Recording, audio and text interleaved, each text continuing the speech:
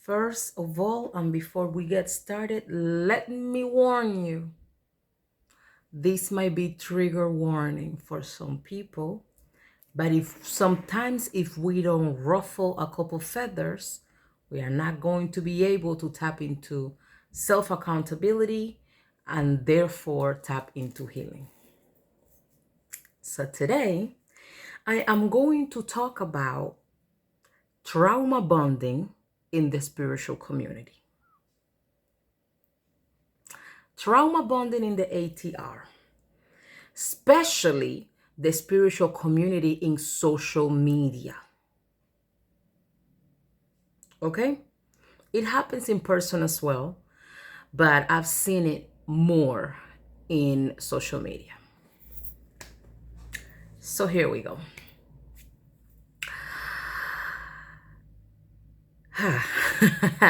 So, a lot of the ATR practitioners, let me not say a lot, some of the ATR practitioners, self-proclaimed priestesses, self-proclaimed hoodoo princesses, and all that stuff in the spiritual community in social media, haven't gone through any type of shadow work integration, healing of the inner child, not even acknowledging their trauma. So it is showing and it's presenting and it is manifesting as them trauma bonding with their clients, trauma bonding with their public, their followers, instead of offering solutions, right? Solution focused, healing focused. There are a lot of pages of spiritual workers that the only thing they are offering is another reminders of your trauma. Reminders of your trauma. You have, people being very, very comfortable yelling and getting out of character with their followers, right? In the name of spirituality, and spirit told me to tell you, and spirit said, right? You got people getting very borderline disrespectful, like they are above those that are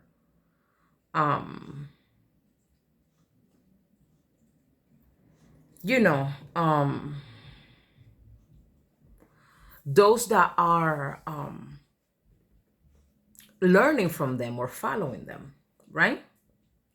So what happened is, and this is simple psychology, you don't have to go to school to know this, or you might have to read a couple of books and stuff like that, but by reading self-help books, getting therapy and stuff like that, and reading a little bit in psychology, what happened is, if you were mistreated as a child, if you have the concept of abuse versus love, confusing abuse with love, or a person caring about you when this person either yells, diminish you, or mistreat you, right? And you have that concept mixed up with this person cares for me, because maybe as a child, your mom or your dad or your guardian used to beat you, and then after they beat you, they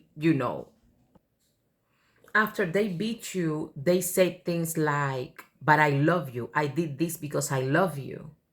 Okay? Or things like, you did this to yourself, this is your fault, and stuff like that, while they are infringing any type of punishment or physical abuse, right?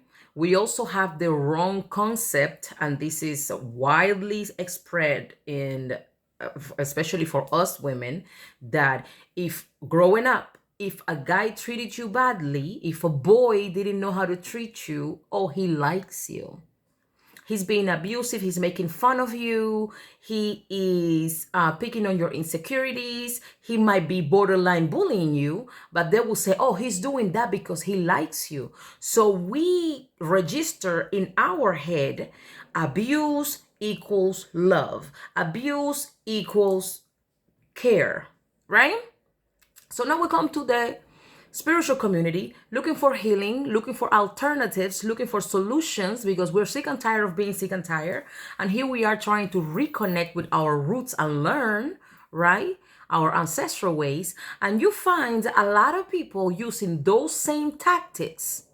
And because we haven't healed ourselves and done the inner work, we look at it and we think, oh, this person is the real deal. This person is the shit. Meanwhile, all this person is doing is yelling at you, picking on your insecurities, and diminishing you, because you might not be as knowledgeable as them and stuff like that, with little phrases like, if you ain't doing this, I don't know what you're doing. Well, girl, you know what I'm doing? I'm healing. I'm trying to learn. I'm asking questions. I'm exactly where I'm supposed to be in my spiritual journey. But all of this trauma bonding is happening right now in the spiritual community. When you have a lot of spiritual workers that are not actually, they are not offering you any solution at all, nor empowering you. It is okay for them to see you still struggling, depressed, sad, and all they're trying to do is market something to you. There is no offering of solution, of empowerment, of let me teach you how to get your power back, by keeping you dependent on the products and services and whatever they're offering. It's still not offering any solution. If you get a reading should come with a solution. It could be a spiritual bath, it could be an ebo, it could be something. But you cannot get a reading and just come out of that reading with more confusion than you got into the reading with. So what do I do? So what's there to do? I don't want a reading that tells me what the problem is, because I already know what the problem is. I don't want you to keep digging in my wound. What do I do to get out of here? Can we spirit that? What do I do to get out of here? What's my best option right now? What's the solution right now? And what the spirit prescribe for me to go ahead and get what I need to get done and get better? If you get in a read, and this is, I don't care, I know a lot of the spiritual workers out there, especially when these videos start, because I know you guys gonna start cutting and screen recording and stuff like that, and you're gonna start sharing, right? And I know that I might be digging in a lot of spiritual workers' packet, but the reality is, spiritual workers need to tap, first of all, into their own healing. Second of all, into enough compassion to understand that we all start somewhere. And you don't get to treat people badly just because you hold a title that most likely you bought somewhere, or you self-proclaim yourself that. That is not right. That is not right. And trauma bonding in the spiritual community is the real deal. And it happens between the practitioner and the clients, and between just people themselves. Listen, you cannot stay in a place where anything and everything you're reminded of is your wound. Where is the solution? Where is the band-aid? Where is the gauze? Where is the tools? Where is the pomade? Where is the tools for me to heal this wound? Everything cannot be you crying because you feel touched, because something inside of you got triggered, because somebody ruffled your inner child. Like, we need to do better. We need to do better. We gotta do better. We have to move better. Like, this shit is not right. And I just want you to open your eyes and know that all of these things are happening in the spiritual community today, and you might be part of it. Okay?